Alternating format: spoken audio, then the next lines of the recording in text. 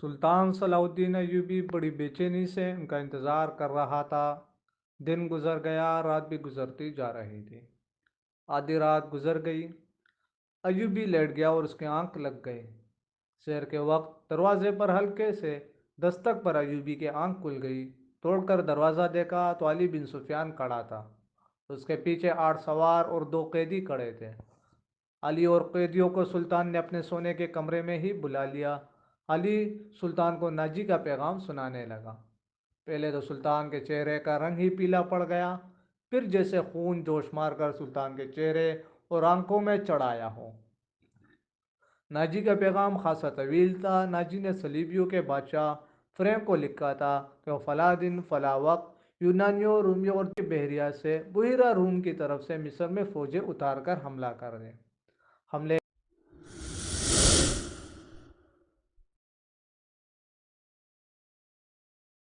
کی اطلاع ملتے ہی 50,000 سوڈانی فوج بھی امیر مصر کے خلاف بغاوت کر دے گی۔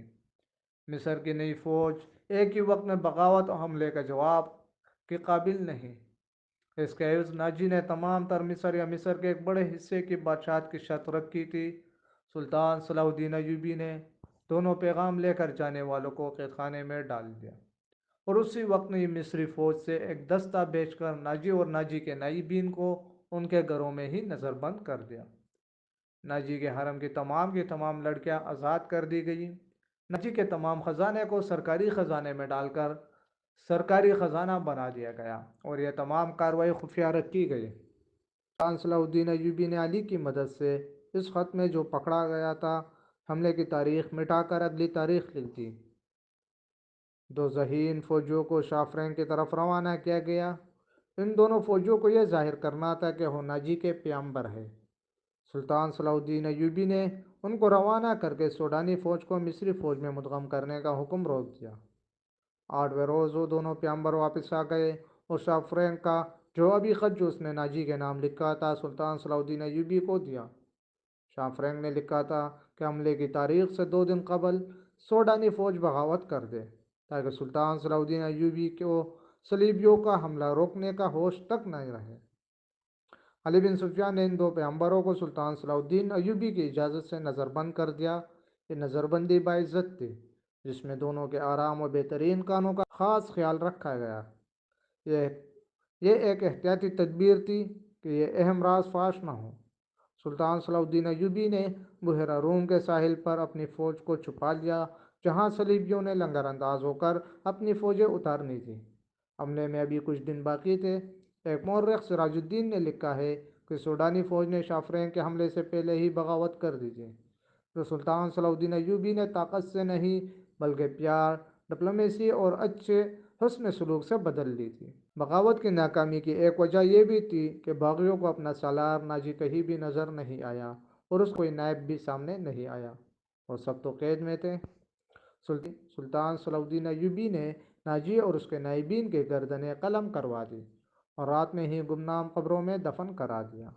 اور ایک اور مورخ بین پول نے بھی صلیبیوں کی بحریہ کے اعداد و شمار ایک جیسے ہی لکھے ہیں۔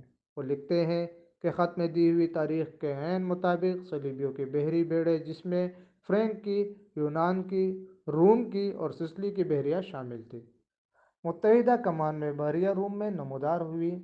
مورخین کے مطابق اس بحریہ میں جنگی جہازوں کی تعداد 150 تھے۔ یہ جنگی جہاز بہت بڑے تھے۔ ان میں مصر میں اتارنے کے لیے فوجیں تھیں۔ اس فوج کا صلیبی کمانڈر ایملرک تھا۔ جن بادبانی کشتیوں میں رسد تھی اس کی ٹھیک تعداد کا اندازہ نہیں کیا جا سکتا۔ جہاز دونوں قطاروں میں آ رہے تھے۔ سلطان صلاح الدین ایوبی نے دفاع کی کمان اپنے پاس رکھی۔ سلطان صلاح الدین ایوبی نے صلیبیوں کے بحریہ کو مزید قریب آنے دیا اور جال بچھایا جا چکا تھا۔ سب سے پہلے بڑے جہاز لنگر انداز ہوئے ہی تھے کہ ان پر اچانک آگ برسنے لگی۔ یہ منجنیقوں سے پھینکے ہوئے آگ کے گولے اور ایسے تیر بھی جن کے پچھلے حصے میں جلتے ہوئے شعلے کے مانند تھے۔ مسلمانوں کی اس برساتی ہوئی آگ نے صلیبیوں کے جہازوں کے بادبانوں کو آگ لگا دی۔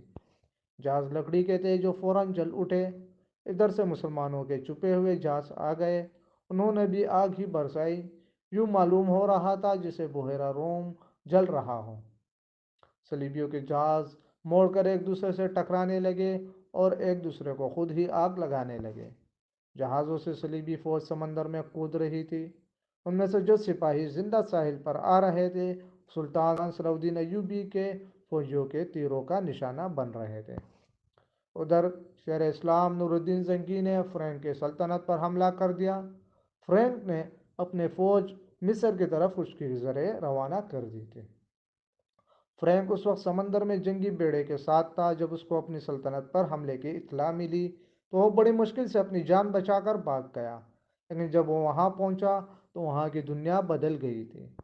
بحیرہ روم میں صلیبیوں کا متحدہ بیڑا تباہ ہو چکا تھا اور فوج جل اور ڈوب کر ختم ہو رہی تھی۔ صلیبیوں کا ایک کمانڈر ایملرک بچ گیا اور اس نے ہتھیار ڈال کر صلح کی درخواست کی جو بہت بڑی رقم کے عوض منظور کی گئی۔ یونان اور سسلی کے کچھ جہاز بچ گئے تھے۔ سلطان صلاح الدین ایوبی نے ان کو جہاز واپس لے جانے کی اجازت دی، مگر راستے میں ہی ایسا طوفان آیا کہ تمام بچے کچے جہاز وہی غرق ہوئے۔ 19 دسمبر 1159 کے روز صلیبیوں نے اپنی شکست پر دستخط کیے اور سلطان صلاح الدین ایوبی کو تاوان ادا کر دیا۔ بیشتر مورخین و ماہرین حرب و ضرب نے سلطان صلاح الدین ایوبی کے اس فتح کے سہرا سلطان صلاح الدین ایوبی کے انٹیلیجنس کے سر باندھا ہے۔ رقاصہ زوگی کا ذکر اس دور کے ایک مراکشی وقائع نگار اسد الاسدی نے کیا ہے، اور علی بن سفیان کا تعارف بھی اسی وقائع نگار کی تحریر سے ہوا ہے۔ یہ ایک ابتدا ہے۔ سلطان صلاح الدین ایوبی کی زندگی اب پہلے سے بھی زیادہ خطروں میں گر رہی ہے۔